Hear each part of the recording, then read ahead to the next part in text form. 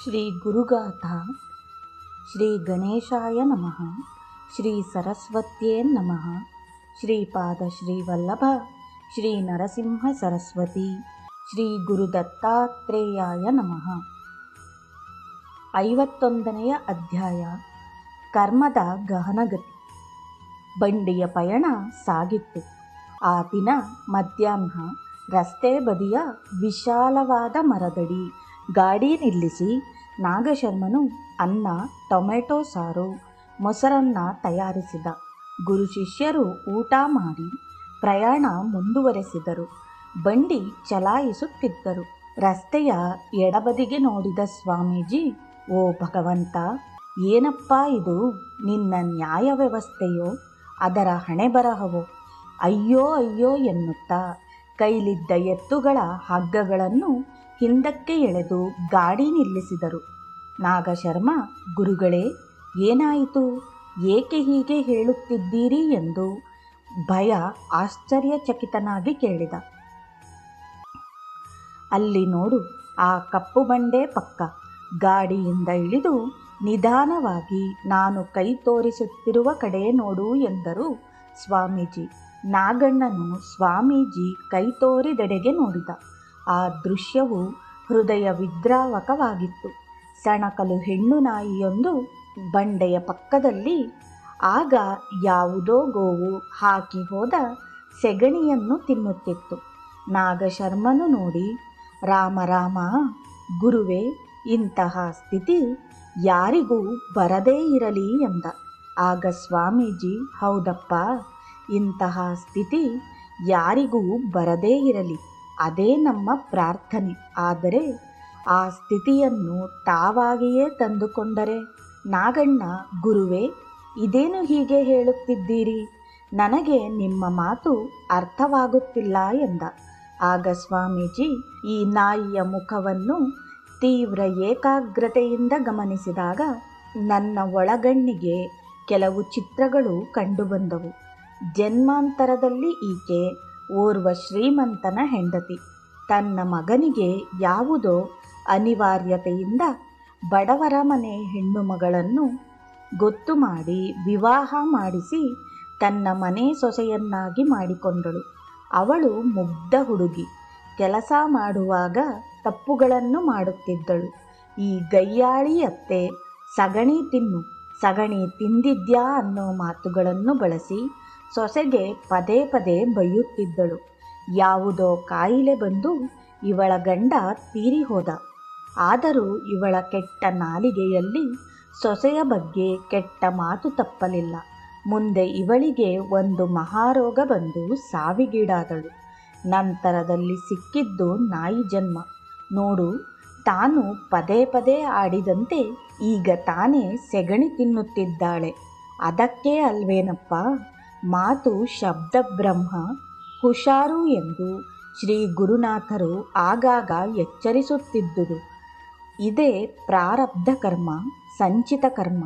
ಕರ್ಮ ರಹಸ್ಯವೂ ಸೂಕ್ಷ್ಮವೂ ಹೌದು, ಕಠೋರವೂ ಹೌದು. ತಾನು ಮಾಡಿದ ಪಾಪ ಪುಣ್ಯದ ಫಲವನ್ನು ತಾನೇ ಅನುಭವಿಸಬೇಕು. ಆದರೆ ಅವಧೂತ ಮಹಾತ್ಮರು ಮಾತ್ರ ಇದರಲ್ಲಿ ಬದಲಾವಣೆ ಮಾಡಿ ಸಂಕಷ್ಟವನ್ನು ತಪ್ಪಿಸುವರು.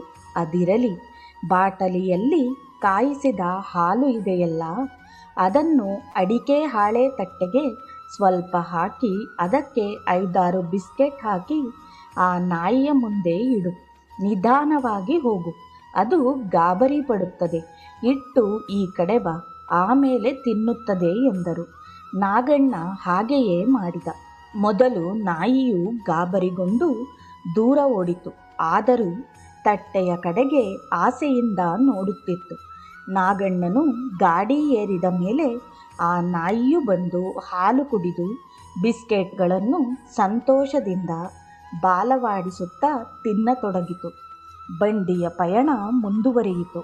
ನಾಗಣ್ಣ, ಗುರುವೇ, ನನ್ನದೊಂದು ಪ್ರಶ್ನೆ. ಏನಿದು ಈ ಕರ್ಮ ರಹಸ್ಯ?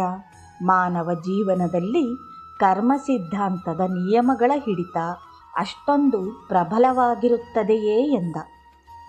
ಸ್ವಾಮೀಜಿ, ಒಳ್ಳೆಯ ಪ್ರಶ್ನೆ ಕೇಳಿದೆ ನಾಗಣ್ಣ. ಅದಕ್ಕೆ ನಾನು ವಿಸ್ತಾರವಾದ ಉತ್ತರ ಕೊಡುತ್ತೇನೆ. ಗಮನವಿಟ್ಟು ಕೇಳು. ಮಾನವ ಜೀವನದಲ್ಲಿ ಅನಿರೀಕ್ಷಿತ ಎಂಬುದು ಯಾವುದೂ ಇಲ್ಲ. ಎಲ್ಲವೂ ಪೂರ್ವನಿಶ್ಚಿತ. ತನ್ನ ಕಷ್ಟಗಳಿಗೆ ತಾನೇ ಕಾರಣನೇ ಹೊರತು ಅನ್ಯರಲ್ಲ. ಮಾನವನ ಜೀವನದಲ್ಲಿ ಪ್ರತಿ 5 ಸೆಕೆಂಡ್ಗೂ ಒಂದು ಕರ್ಮವಿದ್ದೇ ಇರುತ್ತದೆ. ಮಾನವನ ದೇಹದ ಒಳಗೆ ಹುಟ್ಟಿನಿಂದ ಆರಂಭಗೊಂಡ ಕರ್ಮಗಳು ಆ ದೇಹದ ಸಾವಿನವರೆಗೂ 1 ಸೆಕೆಂಡ್ ಕೂಡ ಬಿಡುವು ಕೊಡದೆ ನಿರಂತರವಾಗಿ ನಡೆಯುತ್ತಲೇ ಇರುತ್ತದೆ. ಇದು ಆಂತರಿಕ ಕರ್ಮ. ಬಾಹ್ಯ ಕರ್ಮಗಳಲ್ಲಿ ಶಾಸ್ತ್ರಕರ್ಮ ಮತ್ತು ಕರ್ತವ್ಯ ಕರ್ಮ ಎಂದು 2 ವಿಧ. ಶ್ರೀಮದ್ ಭಗವದ್ಗೀತೆಯಲ್ಲಿ ಪ್ರಧಾನವಾಗಿ ಹೇಳಿರುವುದು ಕರ್ತವ್ಯ ಕರ್ಮಗಳನ್ನೇ. ಏಕೆಂದರೆ ಶ್ರೀಕೃಷ್ಣನು ಅರ್ಜುನನ ಕರ್ತವ್ಯ ಕರ್ಮವನ್ನೇ ಪ್ರಧಾನವಾಗಿ ನೆನಪಿಸಿದನು. ಗೀತೆಯು ಸಮಸ್ತ ಮನುಕುಲಕ್ಕೆ ಸಂಬಂಧಿಸಿದ್ದು. ಮಾನವನಿಂದ ನಿರಂತರವಾಗಿ ಬಾಹ್ಯ ಮತ್ತು ಆಂತರಿಕ ಕರ್ಮಗಳಾಗುತ್ತಿರುತ್ತವೆ. ಈ ರೀತಿ ಆದ ಪ್ರತಿಯೊಂದು ಕರ್ಮಕ್ಕೂ ಫಲ ಪರಿಣಾಮಗಳು ಇದ್ದೇ ಇವೆ. ಮಾನವನಿಗೆ ಬೇಕಿದ್ದರೂ ಬೇಡದಿದ್ದರೂ ಕರ್ಮಫಲಗಳ ಸಂಗ್ರಹ ಆಗುತ್ತಲೇ ಇರುತ್ತದೆ. ಹಿರಿಯರು ಕರ್ಮಗಳನ್ನು 3 ವಿಧವಾಗಿ ವಿಂಗಡಿಸಿದ್ದಾರೆ: ಸಂಚಿತ, ಪ್ರಾರಬ್ಧ ಮತ್ತು ಆಗಾಮಿ. ಇವೇ ಕರ್ಮದ 3 ಬಗೆಗಳು. ಸಂಚಿತ ಎಂದರೆ ಜನ್ಮಾಂತರದಿಂದ ಕೂಡಿಕೊಂಡು ಬಂದ ಕರ್ಮಫಲಗಳು ಎಂದರ್ಥ. ಅದೇ ರೀತಿ ಪ್ರಾರಬ್ಧ ಎಂದರೆ ಈಗ ಫಲ ಕೊಡಲು ಪ್ರಾರಂಭಿಸಿರುವ ಕರ್ಮಗಳು.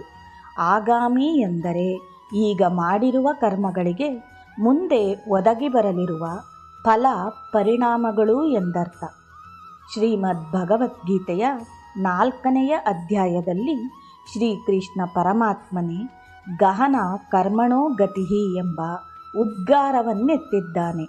ಕರ್ಮಗಳ ಗತಿ ಹೇಗೆ ಸಾಗಿ ಬರುತ್ತದೆ ಎಂಬುದನ್ನು ತಿಳಿದುಕೊಳ್ಳುವುದು ಬಹಳ ಕಷ್ಟ ಎಂಬುದು ಇದರ ಅರ್ಥ. ಕರ್ಮಿಷ್ಠರು ಪುಣ್ಯ ಕರ್ಮಗಳ ವಿಷಯವನ್ನು ತಿಳಿದುಕೊಳ್ಳಬೇಕು, ಅಕರ್ಮದ ವಿಷಯವನ್ನೂ ತಿಳಿದುಕೊಳ್ಳಬೇಕು. ಕೆಲವರು ಕರ್ಮದಿಂದ ಚಿತ್ತಶುದ್ಧಿ ಎಂದು ಸುಲಭವಾಗಿ ಹೇಳಿಬಿಡುತ್ತಾರೆ. ಹಾಗಾದರೆ ಕರ್ಮಗಳನ್ನು ಮಾಡುತ್ತಿರುವವರಿಗೆಲ್ಲ ಚಿತ್ತಶುದ್ಧಿಯಾಗಿದೆಯೇ? ಇಲ್ಲ. ಫಲಾಪೇಕ್ಷೆಯನ್ನು ತೊರೆದ ಕರ್ಮಗಳಿಂದ ಮಾತ್ರ ಚಿತ್ತಶುದ್ಧಿ. ಕಾಮ್ಯ ಕರ್ಮಗಳಿಂದ ಮನಸ್ಸಿನಲ್ಲಿ ಆಸೆಯ ಅಲೆಗಳ ಅಬ್ಬರ ಹೆಚ್ಚಾಗುವುದು. ಕರ್ತೃತ್ವ ಭಾವದಿಂದ ಕರ್ಮಗಳನ್ನು ಮಾಡಿದಾಗ ಅಹಂ ಹೆಚ್ಚಾಗುವುದು. ನೀನು ಏನು ಮಾಡುತ್ತೀಯೇ ಅಥವಾ ಮಾಡುವುದಿಲ್ಲ ಎಂಬುದು ಮುಖ್ಯವಲ್ಲ. ಯಾವ ಕಾರಣದಿಂದ, ಯಾವ ಹಂತದಲ್ಲಿ ಮನಸ್ಸು ಶುದ್ಧಿಯಾಗಿದೆ, ಆನಂದಮಯವಾಗಿದೆ ಎಂಬುದೇ ಮುಖ್ಯ. ಅಪೇಕ್ಷೆಗಳು ಎದ್ದಾಗ ಮನಸ್ಸು ರಾಡಿಯಾಗುತ್ತದೆ. ಅಪೇಕ್ಷೆಯು ಈಡೇರುವುದು ಬಹು ಕಠಿಣ. ಹಠ ಹಿಡಿದು ಅಪೇಕ್ಷೆಯನ್ನು ಈಡೇರಿಸಿಕೊಂಡರೆ ದುಃಖವು ಕಟ್ಟಿಟ್ಟ ಬುತ್ತಿ. ಜಗನ್ಮಾತೆಯು ಲೋಕಪಾಲಕಳು. ಆದರೆ ಮಾನವ ಶರೀರ ಧಾರಣೆ ಮಾಡಿ ಬಂದಾಗ ಅವಳು ಮಾನವ ಸಹಜ ಗುಣಧರ್ಮಕ್ಕೆ ಅತೀತಳಾಗಲಿಲ್ಲ. ಸ್ವಯಂ ಸೀತಾಮಾತೆಯು ಬಾಲ್ಯದಲ್ಲಿ ಆಸೆಯಿಂದ ಒಂದು ತಪ್ಪು ಮಾಡಿದಳು. ಇದೇನು ಗುರುಗಳೇ, ಹೀಗೆ ಹೇಳುತ್ತಿದ್ದೀರಿ? ಈಗ ನಿಮ್ಮಿಂದಲೇ ಇದನ್ನು ನಾನು ಕೇಳುತ್ತಿರುವುದು. ಆ ಆಸೆ ಏನು? ಆ ತಪ್ಪು ಏನು? ಹೇಳಿ ಗುರುಗಳೇ ಎಂದು ನಾಗಶರ್ಮ ಕೈ ಮುಗಿದು ವಿನಂತಿಸಿದ. ನೋಡಪ್ಪ, ಅದು ಶ್ರೀ ಸೀತಾಮಾತೆಯ ಬಾಲ್ಯದ ದಿನಗಳು. ಅದೊಂದು ದಿನ ಸೀತೆಯು ತನ್ನ ಸಖಿಯರೊಂದಿಗೆ ಮಿಥಿಲಾ ನಗರದಲ್ಲಿ ಸಂತೋಷದಿಂದ ಕಾಲ ಕಳೆಯುತ್ತಿದ್ದಳು. ಅಲ್ಲಿನ ಒಂದು ಮರದಲ್ಲಿ ಗಿಳಿ ದಂಪತಿಗಳು ರಾಮ ಸೀತೆಯ ಗುಣಗಾನ ಮಾಡುತ್ತಿದ್ದವು. ಸೀತೆಯು ಆ ಗಿಳಿಗಳನ್ನು ನೋಡಿ ಮೋಹ ಪರವಶಳಾಗಿ, ನನಗೆ ಆ ಗಿಳಿ ಜೋಡಿ ಬೇಕು, ಅವನ್ನು ಹೇಗಾದರೂ ಹಿಡಿದು ತನ್ನಿ ಎಂದು ತನ್ನ ಸಖಿಯರಿಗೆ ಆದೇಶವಿತ್ತಳು. ಅದರಂತೆ ಆ ಸಖಿಯರು ಆ ಪಕ್ಷಿಗಳನ್ನು ಹಿಡಿದು ತಂದರು. ವಾಸ್ತವವಾಗಿ ಅವು ವಾಲ್ಮೀಕಿ ಆಶ್ರಮದ ಗಿಳಿಗಳಾಗಿದ್ದವು. ಅವು ರಾಮಾಯಣ ಗ್ರಂಥದ ವಿಷಯವನ್ನು ಅರಿತುಕೊಂಡಿದ್ದವು. ಅವು ಜಾನಕಿ ಮತ್ತು ಶ್ರೀರಾಮಚಂದ್ರನ ವರ್ಣನೆ ಮಾಡಿದವು ಮತ್ತು ತಾವು ವರ್ಣಿಸಿದ ಜಾನಕಿ ಇವಳೇ ಎಂಬುದನ್ನು ಅರಿತುಕೊಂಡವು. ಸೀತೆಗೆ ಅದಾವ ಮಾಯೆ ಕವಿಯಿತೋ, ಶ್ರೀರಾಮನು ಇಲ್ಲಿಗೆ ಬರುವವರೆಗೆ ನಾನು ನಿಮ್ಮಿಬ್ಬರನ್ನು ಬಿಡುವುದಿಲ್ಲ. ನೀವು ಅರಮನೆಯಲ್ಲಿ ಇರಿ, ಸಿಹಿ ಹಣ್ಣು ಹಂಪಲು ನಿಮಗೆ ದೊರೆಯುತ್ತವೆ. ನೀವಿಬ್ಬರೂ ನನ್ನ ಬಳಿಯೇ ಇರಬೇಕು ಎಂದು ಹಠ ಹಿಡಿದಳು. ಆಗ ಹೆಣ್ಣುಗಿಳಿ ಹೇಳಿತು, ನಾವು ಒಂದೆಡೆ ಬಂದಿಯಾಗಿ ಇರಲಾರೆವು. ನಾವು ವಿಹರಿಸಬೇಕು. ಅದೂ ಅಲ್ಲದೆ ನಾನೀಗ ಗರ್ಭಿಣಿ. ನಾನು ವಾಲ್ಮೀಕಿ ಆಶ್ರಮಕ್ಕೆ ಹೋಗಿ ಅಲ್ಲಿ ಮೊಟ್ಟೆ ಇರಿಸಿ ಮರಿಗೆ ಜನ್ಮ ಕೊಡುವೆ. ಆದ್ದರಿಂದ ನಮ್ಮನ್ನು ಬಿಟ್ಟು ಬಿಡು ಎಂದು ಅಂಗಲಾಚಿತು. ಆಗ ಸೀತೆಯು, ಗಂಡು ಪಕ್ಷಿಯನ್ನು ಬಿಡುತ್ತೇನೆ, ನಿನ್ನನ್ನು ಬಿಡುವುದಿಲ್ಲ ಎಂದು ಮತ್ತೆ ಹಠ ಹಿಡಿದಳು. ಆಗ ಗರ್ಭಿಣಿ ಹೆಣ್ಣುಗಿಳಿಯು ದುಃಖದಿಂದ, ನಾನು ಗರ್ಭಿಣಿಯಾಗಿರುವಾಗ ನೀನು ನನ್ನನ್ನು ನನ್ನ ಪತಿಯಿಂದ ಅಗಲಿಸಿ ದೂರ ಮಾಡಿದಂತೆಯೇ ಮುಂದೆ ನೀನು ಗರ್ಭಿಣಿಯಾಗಿರುವ ಕಾಲದಲ್ಲಿ ನಿನ್ನ ಪತಿಯಿಂದ ಅಗಲಿ ದೂರ ಇರುವಂತಾಗಲಿ ಎಂದು ಶಪಿಸಿತು. ವಿಯೋಗ ದುಃಖ ಸಹಿಸಲಾಗದೆ ಹೆಣ್ಣುಗಿಳಿ ಪ್ರಾಣ ಬಿಟ್ಟಿತು. ಮುಂದೆ ಸೀತಾಮಾತೆಯ ಜೀವನದಲ್ಲಿ ಏನು ಆಯಿತು ಎಂಬುದು ಎಲ್ಲರಿಗೂ ತಿಳಿದೇ ಇದೆ. ಕರ್ಮ ಫಲವು ಸಿಹಿಯೋ ಕಹಿಯೋ, ಕರ್ಮ ಮಾಡಿದವರು ಅದನ್ನು ತಿನ್ನಲೇಬೇಕು. ಅವತಾರ ಪುರುಷರಾದರೂ ಆಗಲಿ, ಸಾಮಾನ್ಯರಾದರೂ ಆಗಲಿ, ಕರ್ಮ ಫಲವು ಅವರ ಜೀವನವನ್ನು ನಿಶ್ಚಿತವಾಗಿಯೂ ಪ್ರವೇಶಿಸುವುದು.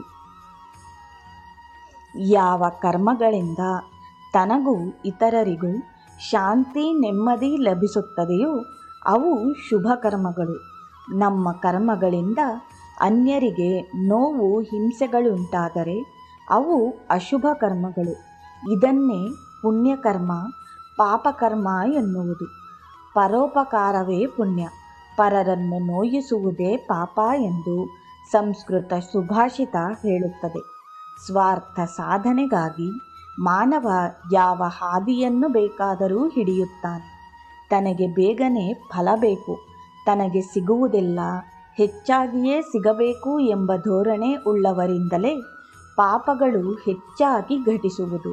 ಮಾಡಿದ ಪಾಪ ಅಥವಾ ಪುಣ್ಯಕರ್ಮ ಒಂದೇ ಆಗಿದ್ದರೂ ಅದರ ಪರಿಣಾಮಕ್ಕೆ ಅನುಗುಣವಾಗಿ ಹಲವು ಜನ್ಮಗಳಲ್ಲಿ ಅದರ ಪರಿಣಾಮವನ್ನು ಅನುಭವಿಸಬೇಕಾಗುತ್ತದೆ.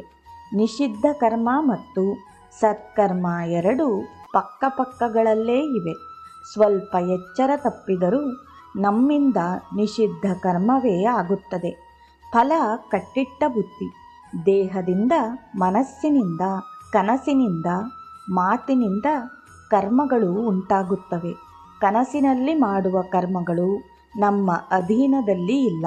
ಆದರೆ ದೈಹಿಕ, ಮಾನಸಿಕ, ವಾಚಿಕ ಕರ್ಮಗಳನ್ನು ನಮ್ಮ ವಿವೇಚನೆಯ ಬಲದಿಂದ ನಿಯಂತ್ರಿಸಬಹುದು.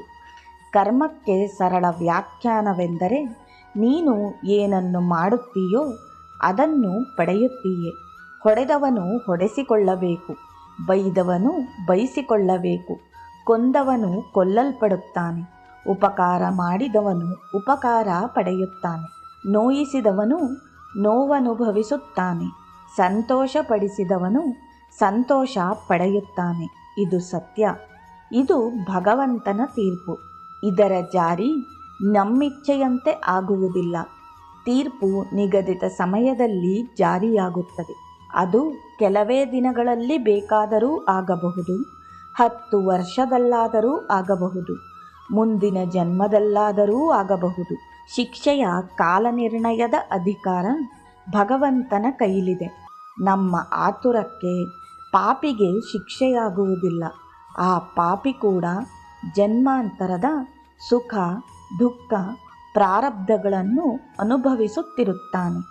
ಕೆಲವು ಪ್ರಾರಬ್ಧಗಳನ್ನು ಮಹಾಪುರುಷರು ನಿವಾರಿಸುವರು. ಆದರೆ ಪ್ರಬಲ ಪ್ರಾರಬ್ಧಗಳು ಬಂದು ಎರಗಿತೆಂದರೆ ಅವನ್ನು ಅನುಭವಿಸಲೇಬೇಕು. ಅನುಭವಿಸುವುದರಿಂದಲೇ ಅವನ್ನು ಕ್ಷಯಿಸಬೇಕು. ದೇವತಾ ಪುರುಷರಾದ ಶ್ರೀರಾಮಚಂದ್ರ ಮತ್ತು ಶ್ರೀಕೃಷ್ಣ ಕೂಡ ಕೆಲವೊಂದು ಪ್ರಾರಬ್ಧಗಳನ್ನು ಅನುಭವಿಸಿದರು. ಎಂತಹ ಲೋಕೋಪಕಾರ ಮಾಡಿದ್ದರೂ ಈ ಪ್ರಾರಬ್ಧಗಳು ಬಿಡುವುದಿಲ್ಲ. ಕೆಲವೊಮ್ಮೆ ಕೈತುಂಬ ಹಣವಿದ್ದರೂ ತಿನ್ನಲು ಆಹಾರ ಸಿಗುವುದಿಲ್ಲ. ಹಸಿವಿನ ಸಂಕಟವನ್ನು ಅನುಭವಿಸಲೇಬೇಕಾಗುತ್ತದೆ. ಕೆಲವು ಸಂದರ್ಭಗಳಲ್ಲಿ ಯಾರೋ ತಪ್ಪು ಮಾಡಿದುದಕ್ಕೆ ಕಾರ್ಯಕಾರಣ ಸಂಬಂಧದಿಂದ ಇನ್ನಾರಿಗೋ ತಾಪ ವರ್ಗಾವಣೆಯಾಗುತ್ತದೆ. ಇವೆಲ್ಲ ಪ್ರಾರಬ್ಧವೇ ಆಗಿದೆ. ಪ್ರಾರಬ್ಧಗಳು ಕೆಲವೊಮ್ಮೆ ನೇರವಾಗಿ ಬಂದೆರಗಿದರೆ, ಕೆಲವೊಮ್ಮೆ ಬಳಸಿಕೊಂಡು ಬಂದು ನಮ್ಮ ಕೈಕಾಲುಗಳನ್ನು ಕಟ್ಟಿಹಾಕುತ್ತವೆ. ಎಂತಹ ಪ್ರಚಂಡ ಬುದ್ಧಿವಂತನಾಗಿದ್ದರೂ ಪ್ರಾರಬ್ಧದ ತೀವ್ರತೆಯ ಎದುರು ದಡ್ಡನಾಗುತ್ತಾನೆ. ಶಕ್ತಿಶಾಲಿಯು ಅಸಹಾಯಕನಾಗುತ್ತಾನೆ. ಶ್ರೀಮಂತನು ಅಪರಿಚಿತ ಪ್ರದೇಶದಲ್ಲಿ ಕಷ್ಟಕ್ಕೆ ಸಿಲುಕಿ ಹಾದಿ ಬಿಕಾರಿಯಾಗಿ ಸಹಾಯಕ್ಕೆ ಗೋಗರೆಯುವಂತಾಗುತ್ತದೆ. ಹೀಗೆ ಪ್ರಾರಬ್ಧದ ಮಾಯಾಜಾಲ ಬಹು ವಿಸ್ತಾರವಾಗಿದೆ. ಅದರ ಆಳ ವಿಸ್ತಾರಗಳನ್ನು ಅರಿತವರಿಲ್ಲ. ಚಿತ್ರಗುಪ್ತನು ಖಂಡಿತವಾಗಿಯೂ ಇದ್ದಾನೆ. ಅರ್ಥ ಸೌಕರ್ಯಕ್ಕಾಗಿ ಅವನು ಪುರುಷ. ಆದರೆ ವಾಸ್ತವವಾಗಿ ಅದು ಪರಮಾತ್ಮನ ಗುಪ್ತ ಚಿತ್ರ ವ್ಯವಸ್ಥೆ. ನಮ್ಮ ಪಾಪ ಪುಣ್ಯಗಳು ನಿಶ್ಚಿತವಾಗಿಯೂ ದಾಖಲಾಗುತ್ತದೆ. ಅದಕ್ಕೆ ಅನುಗುಣವಾಗಿ ಸುಖ ದುಃಖಗಳು ಬಂದೊದಗುತ್ತವೆ. ಪ್ರಾರಬ್ಧದ ಫಲವ್ಯಾಪ್ತಿ 10, 20, 40, 60 ವರ್ಷಗಳನ್ನು ದಾಟಿ ಜನ್ಮ ಜನ್ಮಾಂತರಗಳವರೆಗೂ ಸಾಗಿ ಬರಬಹುದು. ಇಲ್ಲವೇ ಜೀವಿತಾವಧಿಯಲ್ಲಿ ಬದುಕು ಚೆನ್ನಾಗಿಯೇ ಇದ್ದು ಕೊನೆಯ 3-4 ವರ್ಷ, 2 ವರ್ಷ ಇಲ್ಲವೇ 1 ವರ್ಷದಲ್ಲಿ ಪಡಬಾರದ ಯಾತನೆಗಳನ್ನೆಲ್ಲ ಪಟ್ಟು ನರಕ ಹಿಂಸೆ ಅನುಭವಿಸುವಂತಾಗಿ ನರಳಿ ಸಾಯಬೇಕಾದೀತು. ಶರಣರ ಗುಟ್ಟನ್ನು ಮರಣದಲ್ಲಿ ನೋಡು ಎಂಬಂತೆ ಕೆಲವು ಸಜ್ಜನರು ನರಳಾಟ ಕೊರಗಾಟ ಏನೊಂದೂ ಇಲ್ಲದೆ ಮರದ ಕೊಂಬೆಯ ಮೇಲೆ ಕುಳಿತು ಹಕ್ಕಿ ಸುಖವಾಗಿ ರೆಕ್ಕೆ ಬಡಿಯುತ್ತಾ ಬಾನಿಗೇರುವಂತೆ ಕೂದಲೆಳೆಯಷ್ಟೂ ಶ್ರಮವಿಲ್ಲದೆ ದೇಹತ್ಯಾಗ ಮಾಡುವರು. ಗಾಂಧಾರಿಯ ಶಾಪವೇನಿದ್ದರೂ ಅದೊಂದು ನೆಪವಷ್ಟೇ. ಸರ್ವಾಂತರ್ಯಾಮಿಯಾದ ಶ್ರೀಕೃಷ್ಣ ಪರಮಾತ್ಮನಿಗೆ ತನ್ನ ಪ್ರಾರಬ್ಧದ ಗತಿ ತಿಳಿದಿರಲಿಲ್ಲವೇ? ಖಂಡಿತ ತಿಳಿದಿತ್ತು. ಆದ್ದರಿಂದಲೇ ಅವನು ಗೀತೆಯಲ್ಲಿ ಗಹನ ಕರ್ಮಣೋ ಗತಿಹಿ ಎಂದು ಉದ್ಗರಿಸಿರುವುದು. ನಮ್ಮ ಪ್ರಾರಬ್ಧ ಫಲ ಕೊಡುವ ಸಮಯಕ್ಕೆ ಸರಿಯಾಗಿಯೇ ಶಾಪದ ನುಡಿಯನ್ನು ಕೇಳುತ್ತೇವೆ. ಶಾಪದಂತೆಯೇ ಎಲ್ಲವೂ ನಡೆಯುತ್ತದೆ ಎಂದಾದರೆ ಭಗವಂತನ ನಿಯಮದಲ್ಲಿ ಮಧ್ಯಪ್ರವೇಶ ಮಾಡಿದಂತಾಗಲಿಲ್ಲವೇ?